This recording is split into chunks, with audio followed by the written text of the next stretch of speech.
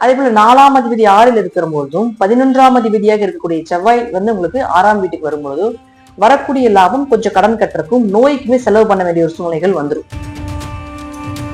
கடன் மீண்டும் வாங்க வேண்டிய ஒரு சூழ்நிலைகள் வந்துடும். கடன்காரன் தொல்லை அதிகமாகும், நோய் கொஞ்சம் அதிகமாகும், கொஞ்சம் டேப்லெட் அதிகமா எடுத்துக்க வேண்டிய சூழ்நிலைகள் வரும். இதெல்லாம் நடக்கும். ஆனா 8ஆம் இடத்துல 8ஆம் அதிபதி சூரியன் நிக்கிறார். ஆயுள் வளம் பெருகும், கண்டங்கள் விலகும், இப்படின்னு சில விஷயங்கள் நம்ம சொன்னாலும் கூட அங்க புதன் கேது சூரியன் இருக்கும்போது சார்ந்த ஏதாவது கோயில பண்றதுக்கு ஒரு விஷயங்கள் இருக்கும் இல்லையா, அதை நீங்க பண்ணிக்கணும். சக்சஸ், செம்ம சக்சஸ் ஆவீங்க.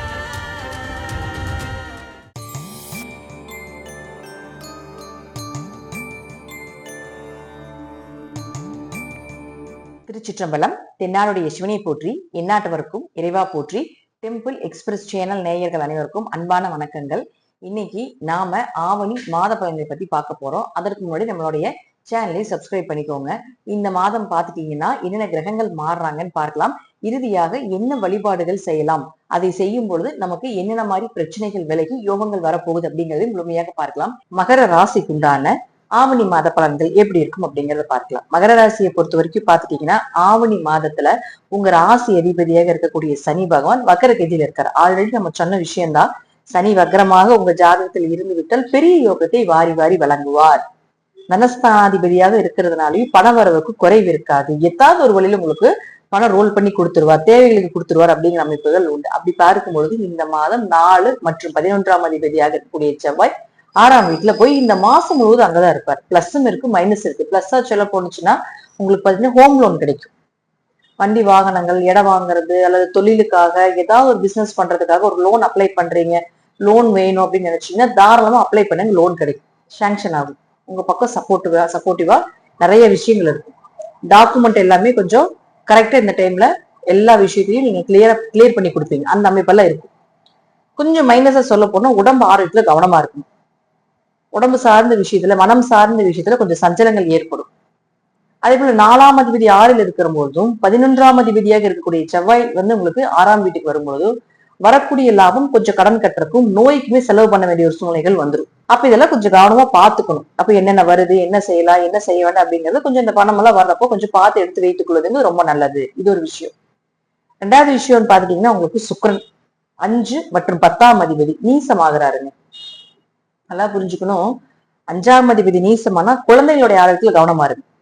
குழந்தைக்கு ஏதாவது இன்ஃபெக்ஷன் ஆகுறது, ஏதாவது சளி பிடிச்சுக்கிறது, ஏதாவது சின்ன சின்ன மருத்துவ செலவுகள் வர்றது, கொஞ்சம் ஏதாவது கால் சம்பந்தம் கீழே விழுந்துடுறது, காலில் அடிபடுறது, இதையும் கொடுப்பார். எதிர்ப்பு சக்தி இல்ல, ஒயிட் பிளட் செல் குறைவாக இருக்கிறது, இதெல்லாம் இப்போ ஒரு ரீசனா வரும். அது ஒரு 16ஆம் தேதி வரைக்கும் தான். 16ஆம் தேதிக்கு மேல பாத்துட்டீங்கன்னா இந்த சுக்கிரன் தன்னுடைய சொந்த வீடாக இருக்கக்கூடிய துலா வீட்டுக்கு வந்துடுறாரு. அது உங்களுக்கு 10ஆம் இடம். அப்ப 10க்குடையவர் 10க்கு வந்ததுக்கு அப்புறம் தொழில் சூப்பரா இருக்கும், தொழில் வளர்ச்சி நல்லா இருக்கும். அதுக்கப்புறம் குழந்தைகளுடைய ஆரோக்கியம் நல்லா இருக்கும், குடும்ப ஒற்றுமை சூப்பரா இருக்கு. ஏன்னா 5ஆம் இடம் தானே குலதெய்வம். அப்ப 5ஆம் இடத்த அதிபதி 10ஆம் வீட்டுல தன்னுடைய சொந்த வீட்டுல ஆட்சி பலம் பெறும் பொழுது குலதெய்வமே உங்க கூட இருக்குதுன்னு அர்த்தம். இந்த காலகட்டங்கள்ல குலதெய்வ வழிபாடு செய்து கொண்டு வரும் பொழுது கண்டிப்பா உங்களுக்கு தொழில் வளர்ச்சி உண்டு. ஆட்டோமேட்டிக்கா கூப்பிட்டு போயிடும். அப்படி இல்லைனாலும் நீங்க வாண்டடா போயிருங்க இந்த மாசம். ஏன்னா நம்ம நினைக்கிறது தானே எல்லாமே, போகணும்னா போயிடலாம். அதனால கண்டிப்பா குலதெய்வ கோயிலுக்கு இந்த டைம் போயிட்டு வாங்க. மகர ராசிக்கு செம்மையா ஒர்க் அவுட் ஆக போகுது. அப்ப 5-10 குடையவராக இருக்கக்கூடிய சுக்கிரன் செகண்ட் ஹாஃபுக்கு மேல நல்லா இருக்கிறதுனால தொழில் ரீதியாக, குடும்ப ரீதியாக, பண ரீதியாக எதுவாக இருந்தாலும் ஒரு 16ஆம் தேதிக்கு பின்பு வைத்துக் கொள்வது ரொம்ப நல்லது. அடுத்தது புதனை பொறுத்த வரைக்கும் பாத்துட்டீங்கன்னா உங்களுடைய ராசிக்கு 6 மற்றும் 9ஆம் அதிபதி இருக்கக்கூடிய வீடு அப்படிங்கிறது 8ஆம் வீட்டுல இருக்காரு. 6க்குடையவர் 8ல இருக்கும்போது எதிரிகளுடைய தொல்லை அதிகமாகும். ஆனா அது 6 8ல இருந்தா விபரீத ராஜயோகங்கள், திடீர் அதிர்ஷ்டங்கள் அப்படின்லாம் நம்ம சொல்லுவோம். அது தசாபுத்தி நல்லா இருந்துருச்சுன்னா திடீர் பண வரவு, கடன் அடைக்கிறதுக்கு ஒரு வாய்ப்புகள், நோய் நொடிகள் விலகிறதுக்கு உண்டான ஒரு வாய்ப்புகள் இதெல்லாம் கொடுத்துட்டு போயிடும். ஆனா கொஞ்சம் தசாபுத்திகள் சரியில்லை, எதிரிகளுடைய தொல்லைகள் அதிகமாகும், கடன் மீண்டும் வாங்க வேண்டிய சூழ்நிலைகள் வந்துடும், கடன்காரன் தொல்லை அதிகமாகும், நோய் கொஞ்சம் அதிகமாகும், கொஞ்சம் டேப்லெட் அதிகமா எடுத்துக்க வேண்டிய சூழ்நிலைகள் வரும். இதெல்லாம் நடக்கும். அப்ப அவரே 9ஆம் அதிபதி ஆகிறதுனால கொஞ்சம் அப்பாக்கு, இது உங்களுக்கு இல்லைனால கொஞ்சம் அப்பாக்கு செய்ய வேண்டிய ஒரு சூழ்நிலைகள் வரலாம். வேலை ஆட்கள் மூலமா பிரச்சனைகள், வேலைனால பிரச்சனை, வேலையில பாத்துட்டீங்கன்னா அதிகமா ஹார்ட் ஒர்க் பண்ண வேண்டிய ஒரு சூழ்நிலைகள், வேலை பளு ஜாஸ்தியா இருக்கிறது, செய்ய முடியல அப்படிங்கிறதுனால உடம்பு கொஞ்சம் அதிகமா அசதியா ஏற்படுறது, இதெல்லாம் நடக்கும்.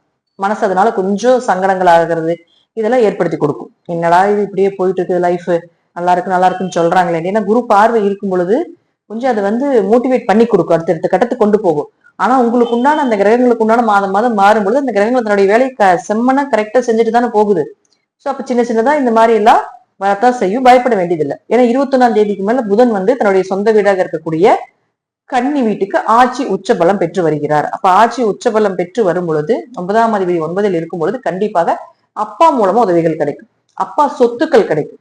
இதற்கப்புறம் வேலையில இருந்த பிரச்சனை விலகும், கடன் அடைக்கிறதுக்குண்டான வாய்ப்புகள் கிடைக்கும், நோய்கள் விலகும், ஒரு வேலை மாற்றம் பண்றதுக்குள்ள வாய்ப்புகள் இருக்கு. ஏன்னா 3ஆம் இடத்துல சனி வக்ரம் ஆகும்போது யாராவது வேலை மாற்றம் பண்ணலான் இருந்தீங்கன்னா 6ஆம் அதிபதியாக இருக்கக்கூடிய புதன் ஆட்சி உச்சபலம் பெற்றிருக்கும் போது கண்டிப்பாக வேலை மாற்றம் பண்றதுக்கு ஒரு வாய்ப்பு கிடைக்கும். மாத்திக்கோங்க, சூப்பரா இருக்கும், தொழிலும் அருமையா இருக்குது, வேலை வாய்ப்பு அருமையா இருக்குது. செகண்ட் ஹாஃபுக்கு மேல இதற்கு மேல வேற என்ன வேணும்? ஆனா 8ஆம் இடத்துல 8ஆம் அதிபதி சூரியன் நிக்கிறார், ஆயுள் வளம் பெருகும், கண்டங்கள் விலகும், இப்படின்னு சில விஷயங்கள் நம்ம சொன்னாலும் கூட அங்க புதன் கேது சூரியன் இருக்கும்போது உஷ்ணம் அதிகமாகும், உடம்பு ஆல்ரெடி ஆயிருக்கணும், அப்படி இல்லைனாலும் இந்த ஆவணி மாசம் கண்டிப்பா ஆகணும்.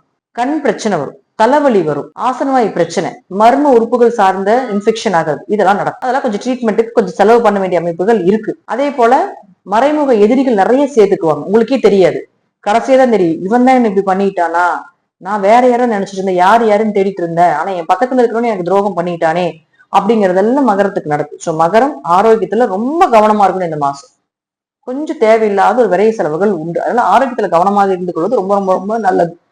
ஆனா குரு பார்வை இருக்கிறதுனால பெரிய பாதிப்புகள் எதுவும் மேஜரா எதுவும் வராது, சின்ன சின்னதா வரும், அது மட்டும்தான். மகரம் பெருசா வந்து சின்ன காய்ச்சல் தலைவலி வந்தாலே தாங்க மாட்டீங்க, வழிகளை தாங்கக்கூடிய ராசி தான். ஆனா கொஞ்சம் தனக்குன்னு வரும்போது யோசிப்பீங்க, ஏன் இப்படி நடக்குது, என்ன நடக்குது அப்படிங்கிறது எல்லாமே கொஞ்சம் வரும்.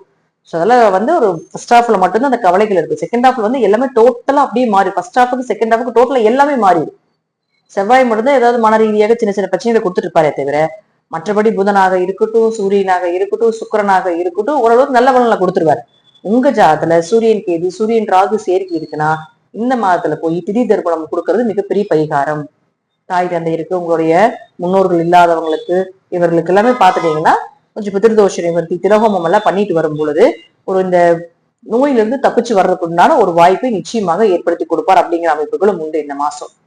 சோ இதெல்லாம் கொஞ்சம் பயன்படுத்தி பாருங்க. சரி, என்ன பண்ணலாம், என்ன வழிபாடுகள் பண்ணலாம் அப்படின்னு பாத்துட்டீங்கன்னா மகரத்தை பொறுத்த வரைக்கும் பாத்துட்டீங்கன்னா ஏதாவது ஒரு கோவிலுக்கு இந்த காலகட்டங்கள்ல குலதெய்வ கோவில் கட்டிட்டு இருப்பாங்க, அல்லது எந்த கோவில் கட்டிட்டு இருந்தாலும் உங்களால முடிஞ்ச ஏதாவது ஒரு இரும்பு பொருட்களை தானம் பண்ணுங்க. இரும்பு கம்பிக்கு ஏதாவது ஒரு அமௌண்ட் கொடுக்கலாம், ஏதாவது கதவை ஏதாவது இரும்புல போட்டு கொடுக்கலாம், கோயில் ஷட்டர் ஏதாவது பண்ணி கொடுக்கலாம். ஒரு இரும்பு சார்ந்த ஏதாவது கோயில பண்றதுக்கு ஒரு விஷயங்கள் இருக்கும் இல்லையா, அதை வந்து நீங்க பண்ணிக்கணும். சக்சஸ், செம்ம சக்சஸ் ஆவீங்க. இதுக்கப்புறம் நல்ல வளர்ச்சி கொடுக்கும் இந்த மாசம். அது பெரிய நோயிலிருந்து காப்பாத்தி கொடுக்கும், நல்ல வேலைகளை கொடுக்கும், வேலையாட்கள் மூலமாக இந்த பிரச்சனைகள் தீரும், இதெல்லாம் செமையா ஒர்க் அவுட் ஆகும். ஸோ ஆரம்பத்திலே ஏதாவது இப்ப இந்த வீடியோ உங்க கண்ணுக்கு தெரியுது அப்படின்னா ஆரம்பத்துல ஏதாவது சர்ச் பண்ணி ஆரம்பத்திலே ஆவணி வர்றதுக்கு முன்னாடி கொடுத்துட்டீங்கன்னா இன்னும் யோகம். இதெல்லாம் பயன்படுத்தி பாருங்க. கடவுளுடைய கிரேஸ் என்ன, பிரபஞ்சத்தினுடைய சக்தி என்ன, அதுக்கப்புறம் தான் தெரியும். ஆல்ரெடி நேரத்தில் நல்லா தெரியும், பட் இருந்தாலும் இது செய்யும் பொழுது இன்னும் அதனுடைய பவர் வந்து நீங்க கண் கூட பார்க்க முடியும். நான் சொல்லக்கூடிய வழிபாடுகள் பரிகாரங்கள் எல்லாம் பண்ணும் பொழுது இதெல்லாம் உங்க ஜாதக ரீதியாகவும் தசாபுத்திகள் ரீதியாக நான் சொல்லக்கூடிய கருத்துக்களும் பலன்களும் சிறிது மாறுபடும். நன்றி. மீண்டும் ஒரு நல்ல பதிவுல சந்திக்கலாம். திருச்சிற்றம்பலம், தில்லையம்பலம், ஸ்ரீ நரசிம்ம சரணம்.